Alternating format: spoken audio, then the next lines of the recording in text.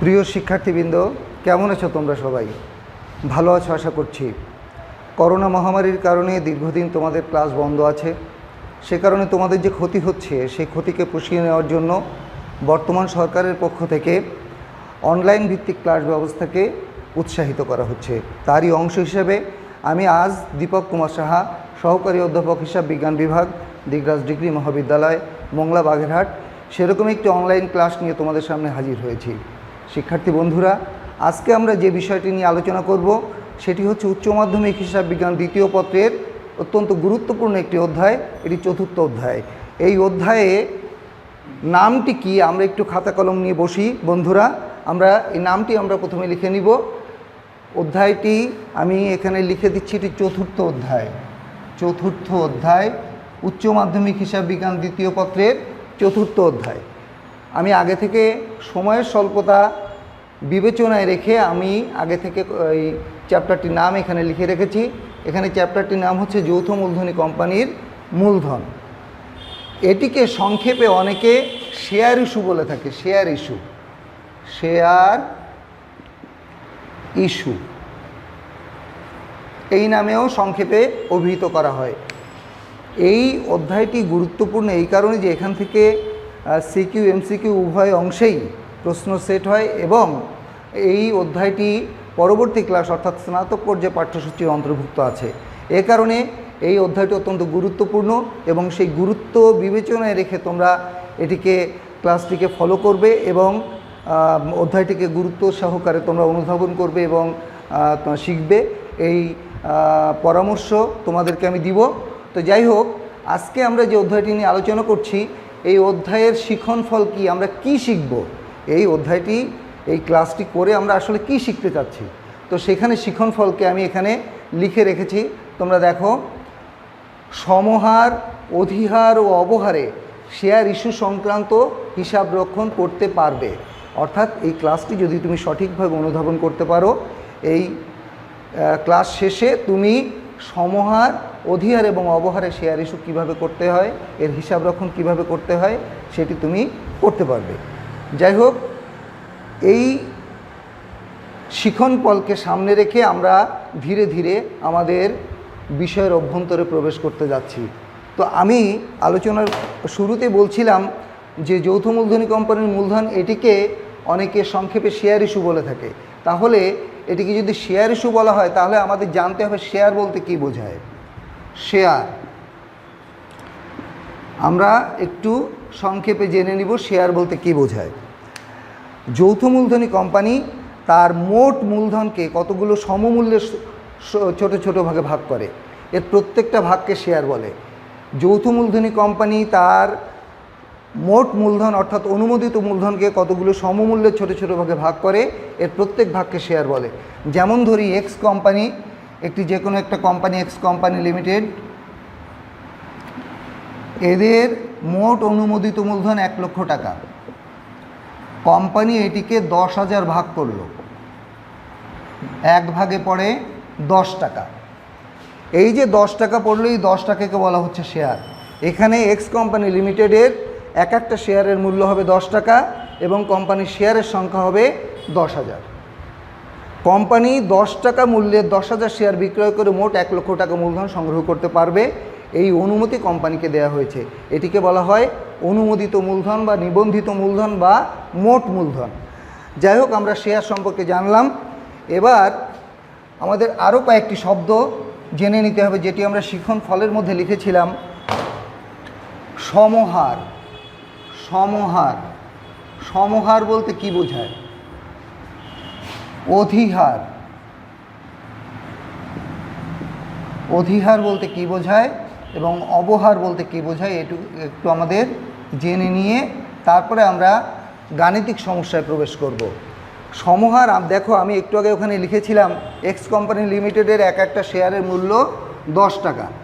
যখন কোম্পানি 10 টাকা শেয়ার, এইটার কোম্পানির প্রকৃত শেয়ারের মূল্য, এটা যখন 10 টাকাতেই বিক্রি করে তখন সেটাকে বলা হয় সমহার, অর্থাৎ সমান হার। সম মানে সমান, শেয়ারের যে প্রকৃত মূল্য, সেই প্রকৃত মূল্যে শেয়ার বিক্রয় করা হলে সেটিকে বলা হচ্ছে সমহার। কখনো কখনো বাজারে যখন কোনো জিনিসের চাহিদা বেশি হয় তখন সেটার দাম কিন্তু বেড়ে যায়। কোম্পানি যদি 10 টাকা মূল্যের শেয়ার 12 টাকা মূল্যে বিক্রি করে, তাই এই যে এইখানে 2 টাকা বেশি মূল্যে কোম্পানি শেয়ার বিক্রয় করতেছে 2 টাকা, এই 2 টাকাকে বলা হচ্ছে অধিহার।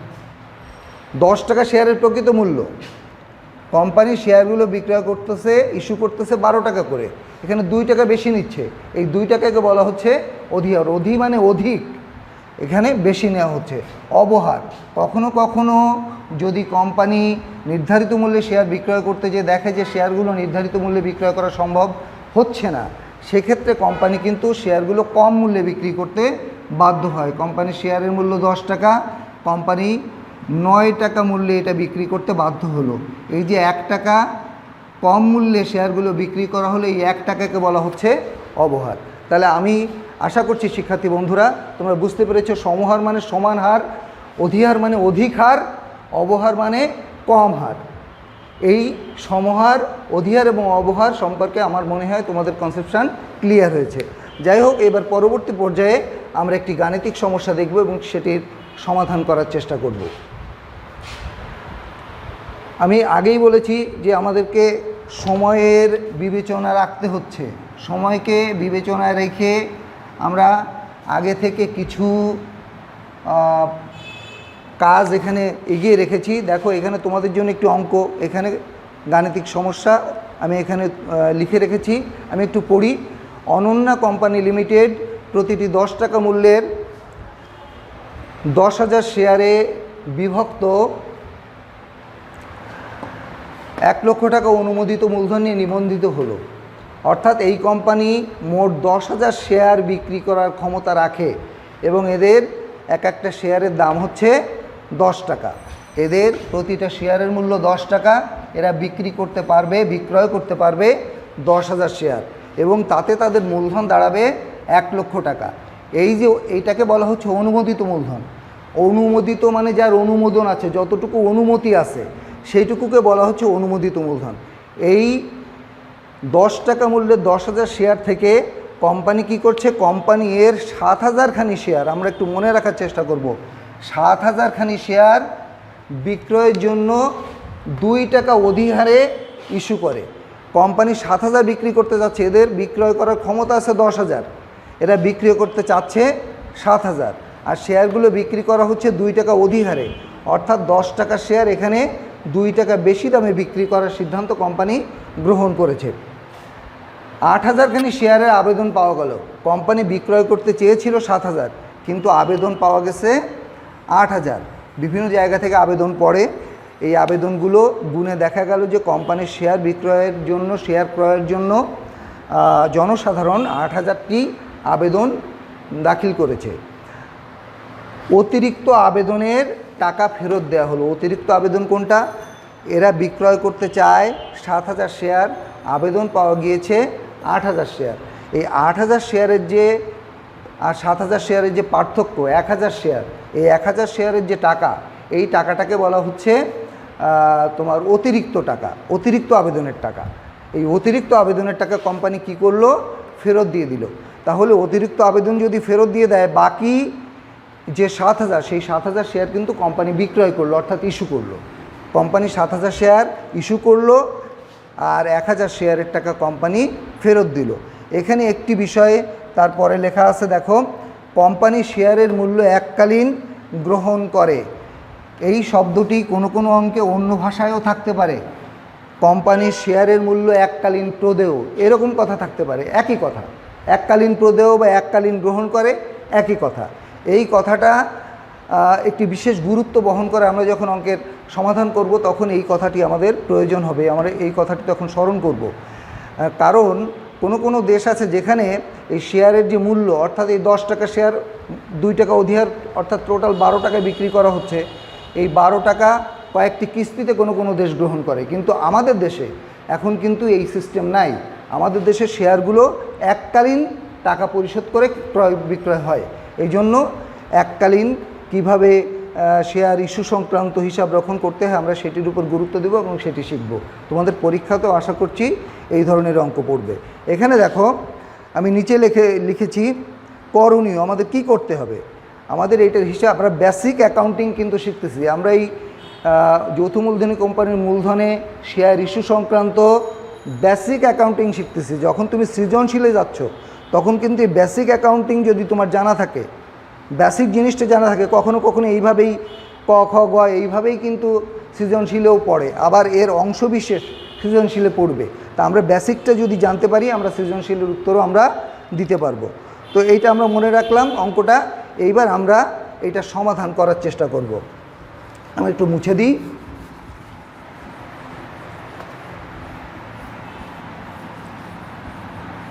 শিক্ষার্থী বন্ধুরা, তোমরা লক্ষ্য করেছো করণীয়র মধ্যে বলা হয়েছে যে প্রথমে আমাদের জাবেদা করতে বলা হয়েছে, শেয়ার ইস্যু সংক্রান্ত জাবেদা করতে বলা হয়েছে। এখানে যে কোনো জিনিস আমরা করি না কেন, জাবেদা, খতিয়ান, রেওয়ামিল বা অন্য যাই কিছু করি না কেন, সবসময় কোম্পানির নামটা উপরে লিখতে হয়। আমি কোম্পানির নাম দিয়েছিলাম অনন্যা কোম্পানি লিমিটেড, অনন্যা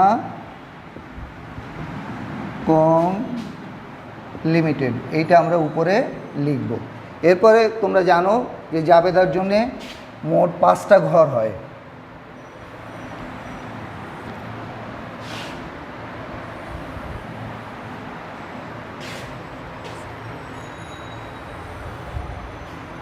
তারিখ, বিবরণ, আমি আরেকটু বড় করি, এই ঘরটা লিখতে হবে না, অনেক কথা। বিবরণ, সূত্র, ডেবিট টাকা, ক্রেডিট টাকা। তারিখ, বিবরণ, সূত্র, ডেবিট টাকা, ক্রেডিট টাকা।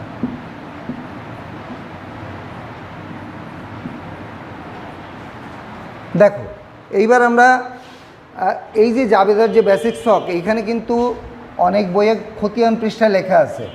এটা আধুনিক হিসাব বিজ্ঞানীরা এটা কিন্তু খতিয়ান পৃষ্ঠা এখন আর লিখছেন না, এখন ওনারা লিখছেন রেফারেন্স।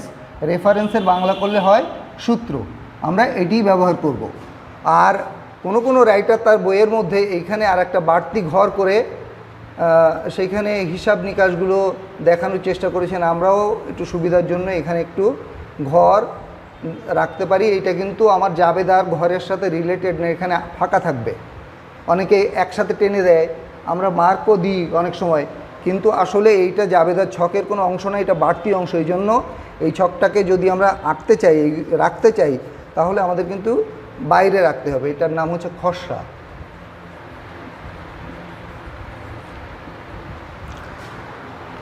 তো যাই হোক, এইবার আমরা জাবেদা শুরু করি। আমাদের অঙ্কে বলা আছে মোট 8,000 শেয়ারের আবেদন পাওয়া গেল।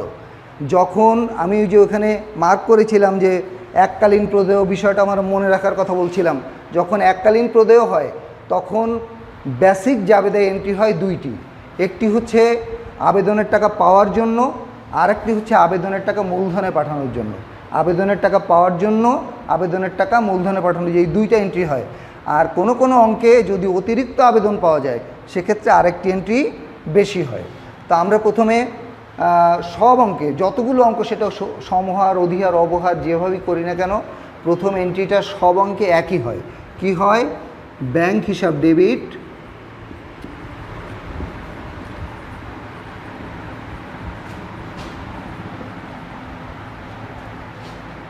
শেয়ার আবেদন হিসাব ক্রেডিট।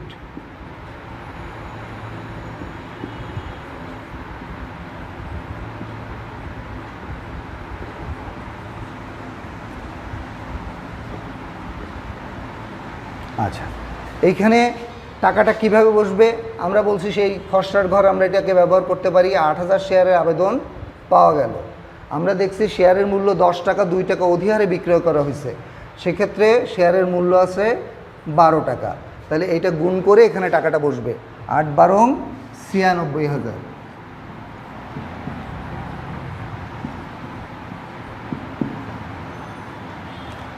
এখানে তোমাকে লিখতে হবে আবেদনের টাকা পাওয়া গেল।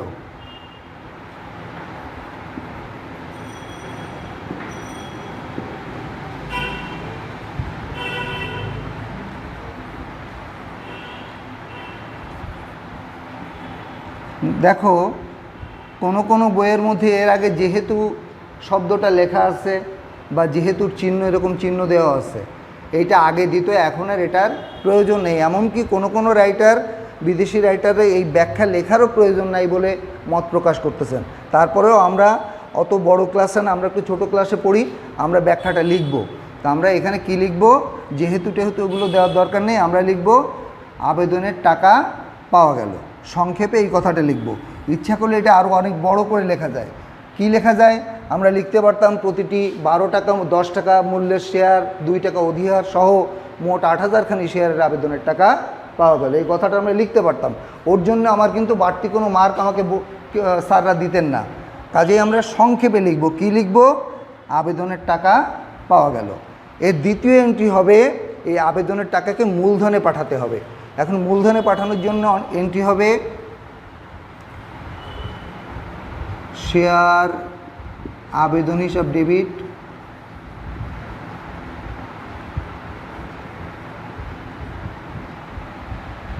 আবেদন হিসাব ডেবিট, ডেবিট সংক্ষেপে লিখি শেয়ার মূলধন হিসাব ক্রেডিট।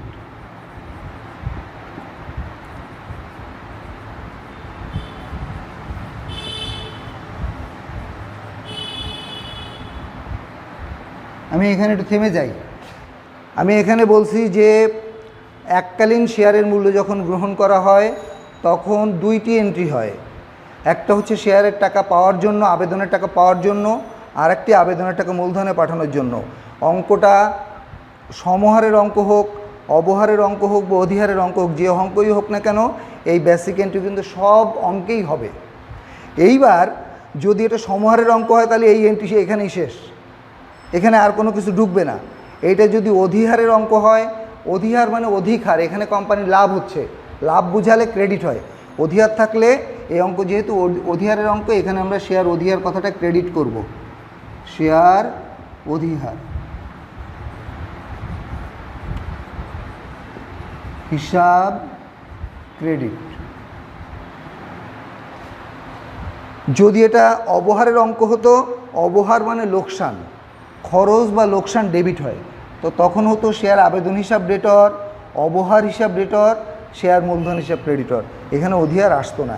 একই সাথে কোনো অঙ্কে অবহার, অধিহার এবং সমহার একই সাথে থাকবে না, এর যে কোনো একটা থাকবে।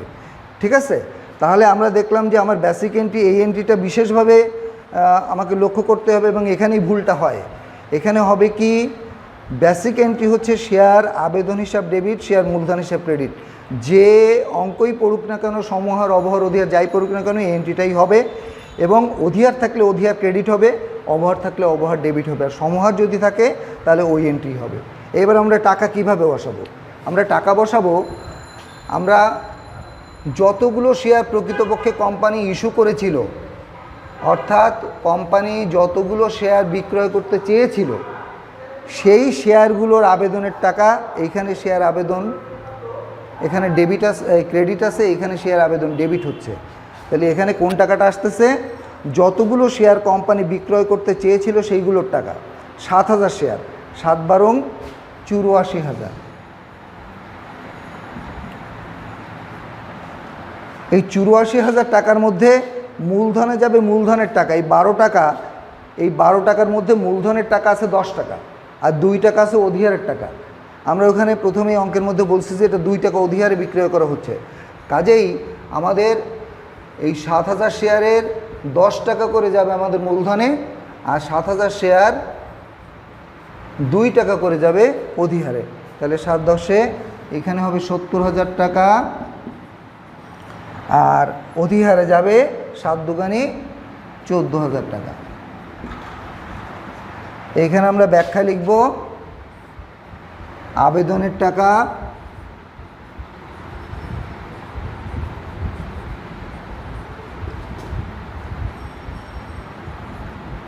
মূলধনে স্থানান্তরিত হলো, মূলধন হিসাবে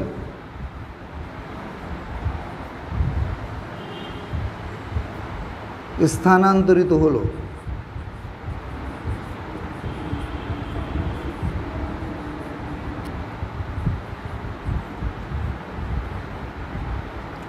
হলো ও অধিয়ারের টাকা অধিয়ার হিসাবে স্থানান্তরিত হলো। অধিয়ারের টাকা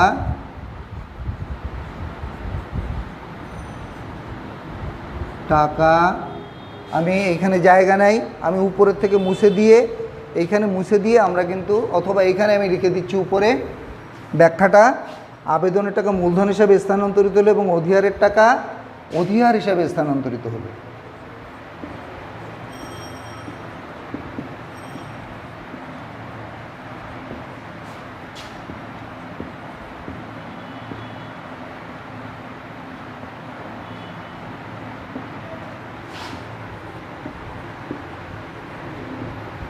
ঠিক আছে, এই ব্যাখ্যাটা লিখে এখানে কিন্তু আমরা ব্র্যাকেট দিয়ে দেবো, ব্র্যাকেট শেষ হয়ে যাবে।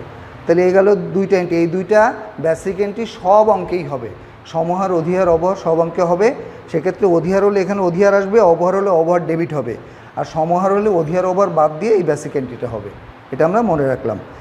তো যাই হোক, এরপরে আরেকটা এন্ট্রি হবে, যদি ওই যে আমি বলছিলাম এককালীন প্রদেয় হয় এবং সেখানে যদি আমরা একটু মুছে দিচ্ছি, এবং সেখানে যদি অতিরিক্ত আবেদন পড়ে, সেই অতিরিক্ত আবেদনের টাকাটা কোম্পানি ফেরত দেয়। আমরা দেখেছি যে এই অঙ্কের প্রথম এন্ট্রিতে আমরা ব্যাংক হিসাব ডেবিট, শেয়ার আবেদন হিসাব ক্রেডিট, অর্থাৎ যখন আমরা আবেদনের টাকা পেয়েছিলাম তখন আমরা লিখেছিলাম ব্যাংক হিসাব ডেবিট, শেয়ার আবেদন হিসাব ক্রেডিট। যখন আমরা আবেদনের টাকা ফেরত দিব ঠিক তার উল্টা এন্ট্রি হবে। অর্থাৎ কি হবে, আমরা লিখেছিলাম ব্যাংক হিসাব ডেবিট, শেয়ার আবেদন হিসাব ক্রেডিট, এখন আমি টাকা ফেরত দিচ্ছি, ওইটা উল্টে যাবে, শেয়ার আবেদন হিসাব ডেবিট,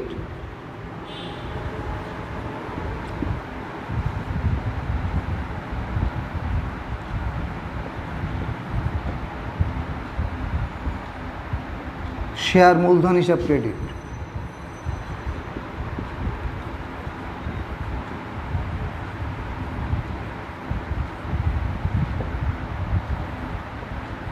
এইটা আমি সমহার অধিহার অবহার যেভাবেই করি না কেন সব অঙ্কে এইটাই একই হবে। এটা কখন হবে, যখন আবেদন বেশি পড়বে, যতগুলো শেয়ার কোম্পানি ইস্যু করতে চেয়েছে, যতগুলো শেয়ার কোম্পানি বিক্রয় করার সিদ্ধান্ত নিয়েছে তার চেয়ে যখন আবেদন বেশি পড়বে তখন এই এন্ট্রিটা হবে। তো এখানে আমরা দেখেছি যে আমরা কোম্পানি 8,000 শেয়ার আবেদন পেয়েছিল, কোম্পানি বিক্রয় করতে চেয়েছে 7,000, ফলে 1,000 আবেদন বেশি আছে। ওই 1,000 আবেদন যত টাকা করে কোম্পানি গ্রহণ করেছে তত টাকা করেই কোম্পানি ফেরত দেবে। 12 টাকা করে গ্রহণ করেছে, ফলে 12 টাকা করে 12,000 টাকা এখানে কোম্পানি ফেরত দিয়ে দেবে। আমরা ব্যাখ্যায় লিখব অতিরিক্ত আবেদনের টাকা ফেরত দেওয়া হলো।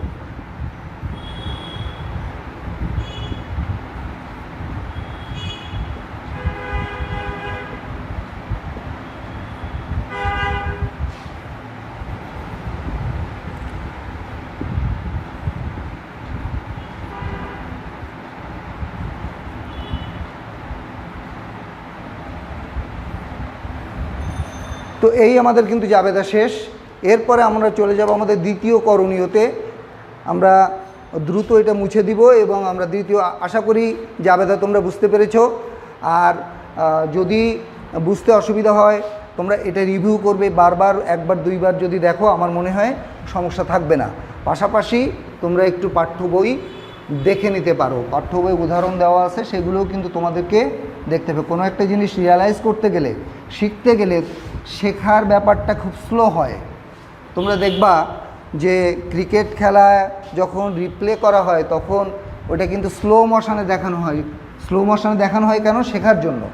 তো শেখার কাজটা যত ধীরে ধীরে হয় ওইটা মনেও থাকে তত বেশি। এই জন্য শেখার সময় কিন্তু তাড়াহুড়া করতে নেই। তো যাই হোক, এবার আমরা দ্বিতীয় করণীয়তে যাব। আমাদের ওইটায় কিন্তু আমরা ওখানে ক নাম্বার দিব, আমরা ওখানে তখন দিইনি, কারণ ওখানে আমাদের প্রশ্নে কিন্তু ক খ গ দেওয়া ছিল। মানে আগে যে অংশটা করছি ওখানে আমরা ক নাম্বার দিব, এখন আমরা এখানে দিব খ নাম্বার।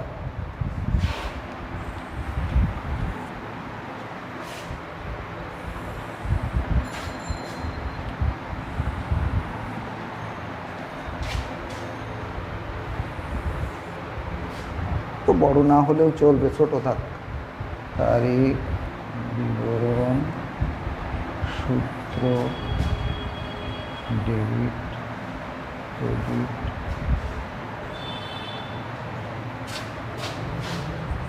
এটা মূলত আধুনিক ছকের খতিয়ান।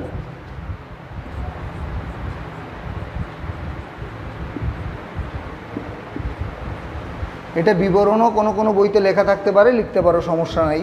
তবে আজকাল এইটাই লেখে হিসাব শিরোনাম, অ্যাকাউন্টস টাইটেল। এটা বাংলা করলে হিসাব শিরোনাম বা হিসাবের নাম এরকম হয়। এখানে সূত্র, এখানে আগে লেখা থাকতো জাবেদা পৃষ্ঠা, যা প্রি, কোনো কোনো বইতে এখনও রয়ে গেছে। এখন লেখা হয় রেফারেন্স, অর্থাৎ সূত্র। আমরা সেইটিকেই ফলো করব। ডেবিট টাকা, ক্রেডিট টাকা, এখানে ব্যালেন্স,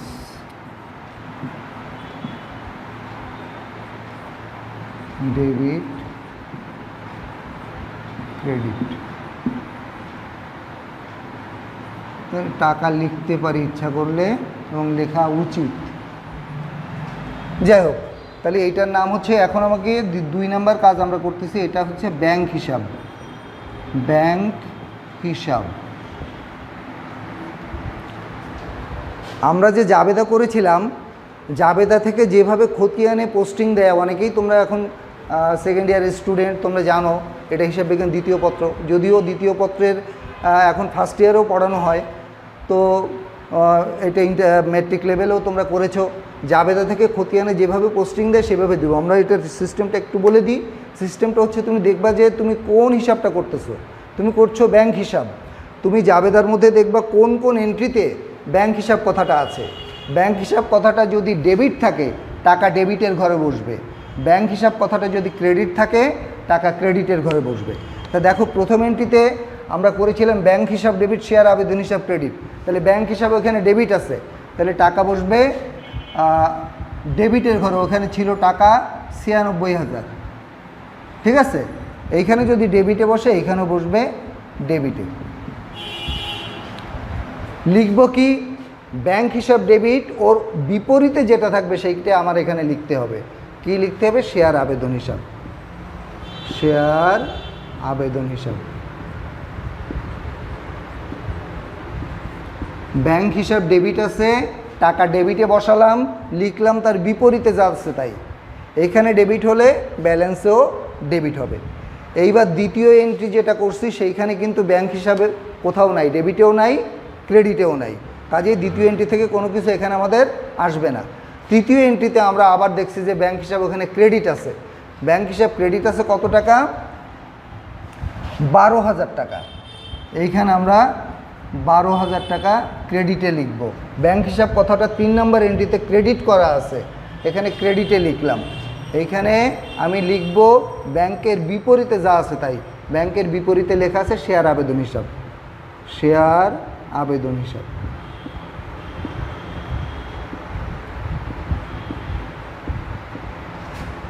তাহলে আমার ব্যালেন্স ছিল ৯৬,০০০। ৯৬,০০০ থেকে ১২,০০০ বাদ গেল, আমি বিয়োগ করি। ৬ থেকে ২ গেল, থাকলো কত? ৪। ৯ থেকে ১ গেল, থাকলো ৮। ৮৪,০০০ টাকা ব্যালেন্স থাকলো আমার। প্রথম এন্ট্রি পোস্টিং দেওয়ার পরে ডেবিট ব্যালেন্স ছিল ৯৬,০০০, আর দ্বিতীয় এন্ট্রি পোস্টিং দেওয়ার পরে এইখানে ডেবিট ব্যালেন্স ৯৬,০০০ ছিল, এখানে ক্রেডিট করা হয়েছে ১২,০০০। ডেবিটে ক্রেডিটে কাটাকাটি হয়, আর ডেবিটে ডেবিটে যোগ হয়, ক্রেডিটে ক্রেডিটে যোগ হয়। ডেবিট এবং ক্রেডিট দুইটা দুই রকম হয়ে গেলে তখন কিন্তু বিয়োগ হয়ে যায়। অর্থাৎ ৯৬,০০০ থেকে এই ১২,০০০ বিয়োগ হয়ে এখানে ৮৪,০০০ টাকা বসালাম। এখান দিয়ে তোমরা এই দাগটা বেশ 4B বা 6B পেন্সিল দিয়ে দাগ কাটবে, যাতে প্রয়োজন বোধে যেটুকু তোমার দরকার সেটুকু রেখে বাকি বাড়তি অংশটা তুমি যাতে মুছে দিতে পারো। এইটা আমরা পরামর্শ দিই। অনেক সময় পরীক্ষার হলে অতিরিক্ত দাগ কাটা হয়ে যায়, কখনো কম হয়ে যায়, এতে কিন্তু সমস্যা হয়। তো সেটা যদি পেন্সিল দিয়ে দাগটা কাটা হয়, ওটা ইচ্ছা মতো বাড়ানো বা কমানো যায়। তো যাই হোক, এইটা হচ্ছে আমাদের খ নম্বরের উত্তর। এই গেল খ নম্বরে আমরা ব্যাংক হিসাব করলাম। তাহলে ব্যাংক হিসাবটা আমরা কিভাবে করলাম? আমরা জাবেদা দেখে দেখে করলাম। জাবেদায় 2 জায়গায় ব্যাংক হিসাব আছে। একটা এন্ট্রিতে, প্রথম এন্ট্রিতে ব্যাংক হিসাব কথাটা ডেবিট আছে, আমি ডেবিটে টাকা বসাইছি। এখানে ডেবিটে টাকা বসাইছি। দ্বিতীয় এন্ট্রিতে ব্যাংক হিসাব কথাটা নাই, আমি পোস্টিং দিলাম না। 3 নাম্বার এন্ট্রিতে আমি দেখছি যে ওখানে ব্যাংক হিসাব কথাটা ক্রেডিট আছে, আমি ক্রেডিটে ব্যাংকের সোজা যে টাকাটা ওই টাকাটা বসাই দিছি। এইবার ওইটার থেকে এইটা বিয়োগ করে বাকি টাকা এখানে বসালাম। আর এখানে লিখবো সবসময় ব্যাংকের বিপরীতে যা থাকবে তাই। ব্যাংক ডেবিট থাকলে ক্রেডিটে যেটা থাকবে সেটা লিখবো, ব্যাংক ক্রেডিট থাকলে ডেবিটে যেটা থাকবে সেটা লিখবো। এইটা আমাদের আশা করি বুঝতে পেরেছো। এইটার কাজ আমাদের শেষ। এইবার আমরা আমাদের 3 নম্বর করণীয়তে যাব।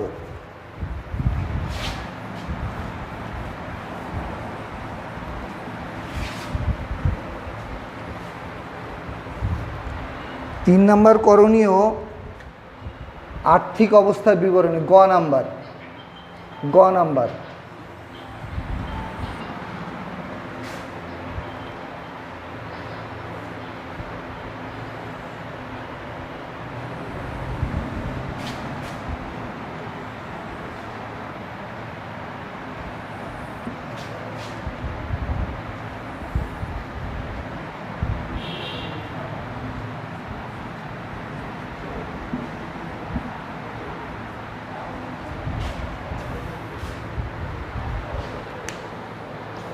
একটুখানি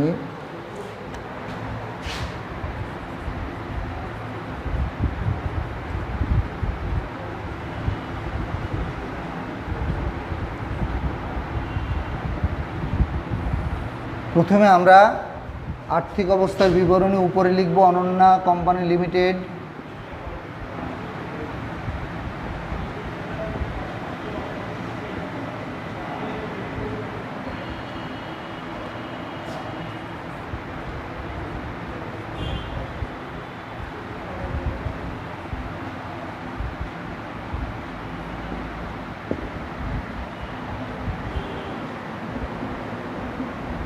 আর্থিক অবস্থার বিবরণী।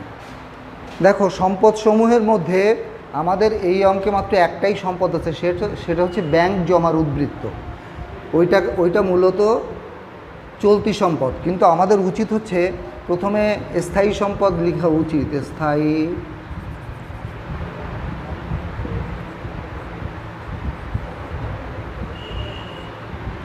স্থায়ী সম্পদ।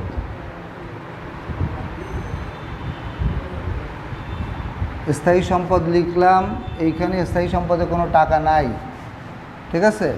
কাজে আমরা স্থায়ী সম্পদের সোজা এখানে ডট ডট ডট দিয়ে রাখতে পারি। ইচ্ছা করলে এটা আমরা নাও লিখতে পারি। বিনিয়োগ,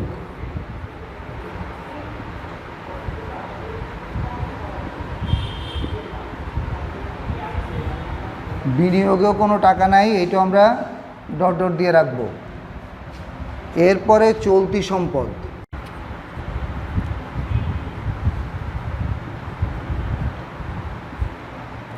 চলতি সম্পদ ব্যাংকে জমা।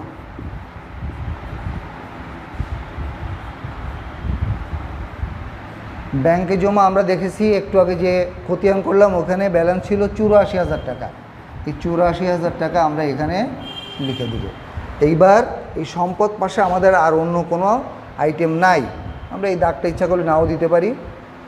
চলতি সম্পদ, এই চলতি সম্পদ আমরা এরকম দাগ দিই।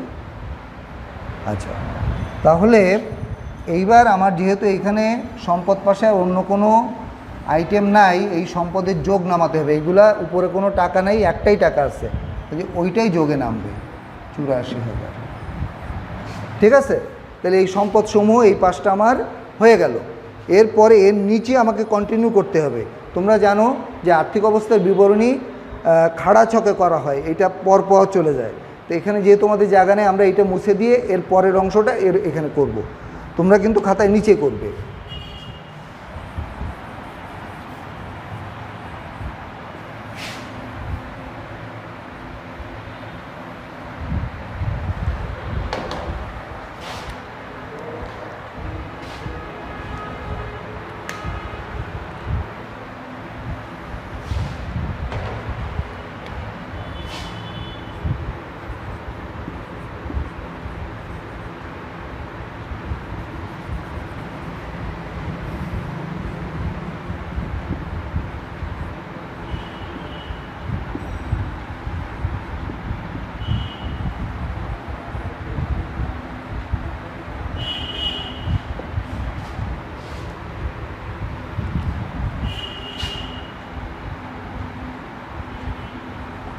দায় ও শেয়ার মালিকদের সত্ত্ব। ঠিক আছে, তাহলে আমরা এইটা গেল আমাদের দ্বিতীয় অংশ। আর্থিক অবস্থার বিবরণীর উপরে একটা অংশ, নিচে আর একটা অংশ। উপরে থাকে সম্পত্তি, নিচে থাকে দায় এবং শেয়ার মালিকদের সত্ত্ব। দায় ও মূলধন, মূলত এটা মূলধন। যাই হোক, আমরা এটা এইভাবে লিখব। এইবার আমাদের কিন্তু এখানে মূলধনকে বিভিন্ন ভাগে ভাগে ভাগ করে দেখাতে হবে। তো প্রথমে আমাদের লিখতে হয় অনুমোদিত মূলধন।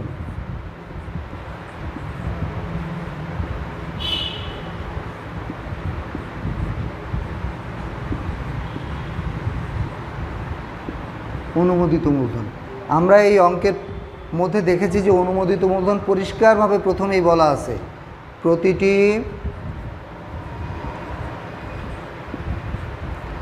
10 টাকা মূল্যের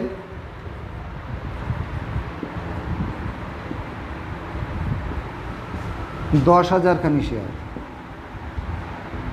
এটা কিন্তু অঙ্কের মধ্যে লেখাই আছে প্রথম লাইনে, ওইখান থেকে আমরা দেখে দেখে লিখে দিব। এটা কোনো চিন্তার কোনো বিষয় নেই। এটা কিন্তু সবসময় মূলধন আসল দাম লিখতে হয়। যদিও 10 টাকা শেয়ার আমরা 12 টাকায় বিক্রি করেছি, ওইখানে 2 টাকা অধিয়ার আছে, ওই অধিয়ার কিন্তু কখনোই মূলধন লেখার মধ্যে, মূলধনের মধ্যে ঢুকবে না। মূলধন সবসময় আসল দামে বসে। এটা যদি অবহারে বিক্রি করা হয় তখনও কিন্তু এখানে 10 টাকা লেখা হবে। এটা যদি সমহারে বিক্রি করা হয় তখনও 10 টাকা লেখা হবে। অধিহারে বিক্রি করলেও 10 টাকা লেখা হবে। তাহলে এখানে মোট হবে 1 লক্ষ টাকা। আমি এটা এখানে লিখে দিতে পারি, কারণ এটা ক্লোজ হয়ে যাবে। এটা 2 দাগ দিয়ে ক্লোজ করবো, এটা যোগে আসবে না। এই জন্য জিনিসটা এই পাশে লিখলাম। এরপরে লিখতে হবে আমার ইস্যুকৃত ও বিলিকৃত মূলধন।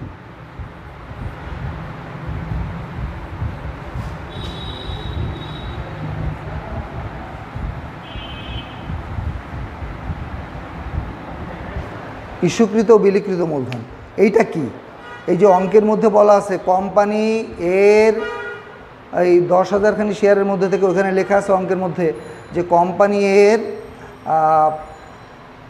7,000 খানি শেয়ার বিক্রয়ের উদ্দেশ্যে ইস্যু করলো। ওইখানে ইস্যুকৃত বলা আছে কোম্পানি এর 7,000 খানি শেয়ার বিক্রয়ের উদ্দেশ্যে ইস্যু করলো। তাহলে ইস্যুকৃত শেয়ার মূলধন হবে হচ্ছে আমার 10 টাকা মূল্যে 7,000 শেয়ার।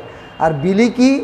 বিলি হচ্ছে কোম্পানি ইস্যুকৃত শেয়ারের মধ্য থেকে যতগুলো শেয়ার প্রকৃতপক্ষে বিক্রয় করতে সক্ষম হয় সেটাকে বিলিকৃত মূলধন বলে। এই অঙ্কে ইস্যুকৃত মূলধন বিলিকৃত মূলধন একই। যদি কখনো এরকম হতো যে কোম্পানি 7,000 শেয়ার বিক্রয় করার সিদ্ধান্ত নিয়েছে, আবেদন পড়েছে 5,000, সেক্ষেত্রে কোম্পানির ইস্যুকৃত মূলধন হতো 10 টাকা মূল্যের 7,000 শেয়ার, আর বিলিকৃত মূলধন হতো 10 টাকা মূল্যের 5,000 শেয়ার। কারণ সেক্ষেত্রে কোম্পানি যদিও চেষ্টা করেছিল 7,000 শেয়ার বিক্রয় করতে, বিক্রয় করা সম্ভব হয়নি, সেক্ষেত্রে বিলিকৃত শেয়ার মূলধন কিন্তু কমে যেত। কিন্তু এই অঙ্কে কোম্পানি বিক্রয় করতে চেয়েছিল, ইস্যু করেছিল 7,000 শেয়ার, আবেদন পাওয়া গিয়েছিল 8,000 শেয়ারের, ফলে খুব সহজেই 7,000 শেয়ার ইস্যু করা সম্ভব হয়েছে। এই কারণে এই অঙ্কে কিন্তু ইস্যুকৃত শেয়ার মূলধন আর বিলিকৃত শেয়ার মূলধন একই হচ্ছে। তো আমরা সেটা লিখে ফেলি, ইস্যুকৃত বিলিকৃত মূলধন প্রতিটি 10 টাকা মূল্যের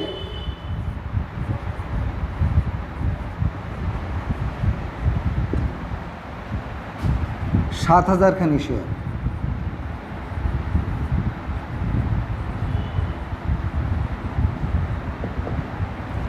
এটা টাকা হবে 70,000 টাকা। এইটা ক্লোজ হবে না, এটা যোগে আসবে। এরপরে আমরা আরেকটি জিনিস আমাদের রয়ে গেছে, সে ওই যে জাবেদার মধ্যে, সেটা আমাদের বসবে সঞ্চিত উদ্বৃত্ত শিরোনামে।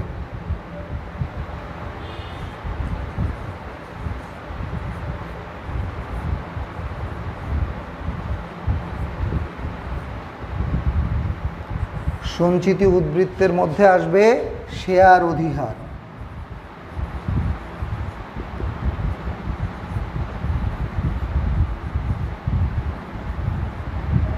শেয়ার অধিহার দেখো, ওখানে টাকা আছে 12,000 টাকা।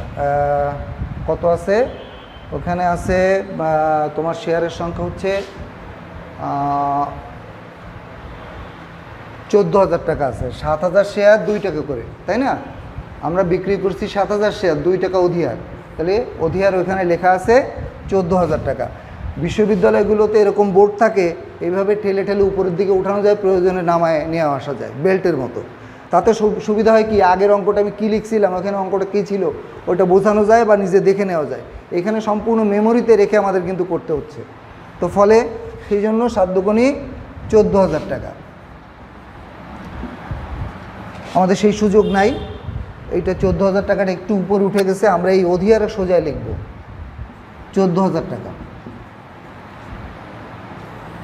এইবার এটা যদি আমরা যোগ নামাই, আমার আগেরটা তো ক্লোজ করা, সম্পদ পাস, এটা দায় পাস, এটা যোগ নামালে এখানে হচ্ছে 84,000 টাকা।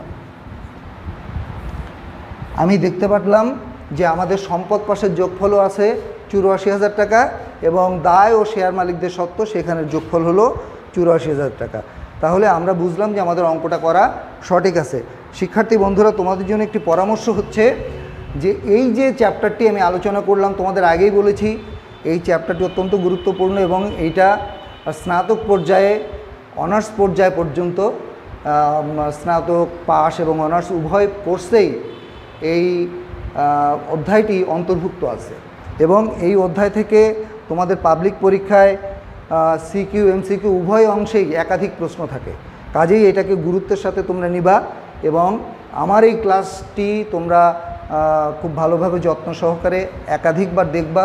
প্রয়োজন বোধে একটু বইয়েও তোমাদের উদাহরণ দেওয়া আছে, ব্যাখ্যা করা আছে, একটু দেখলে আমার মনে হয় তোমরা এটা নিয়ে তোমাদের খুব বেশি সমস্যা হবে না। তো যাই হোক, আজকের ক্লাস আমরা এখানেই শেষ করব। করোনা মহামারীর কারণে তোমাদের পড়ালেখা বিঘ্নিত হচ্ছে, তোমরা পড়ালেখা থেকে বাইরে যেও না বাবা, পড়ালেখার মধ্যেই থাকতে হবে। সে তুমি ঘরে বসেই থাকো আর যেখানেই থাকো না কেন, পড়ালেখা কিন্তু তোমাকে চালিয়ে যেতে হবে, এবং যে কোনো মুহূর্তে তোমাদের কিন্তু আবার স্কুল কলেজ খুলবে এবং তোমাদের ক্লাস শুরু হবে। কাজেই আমি বলবো তোমরা পড়ালেখার মধ্যে থাকো, পড়ালেখা করো, ভালো থাকো, সুস্থ থাকো, ঘরে থাকো। ধন্যবাদ সকলকে।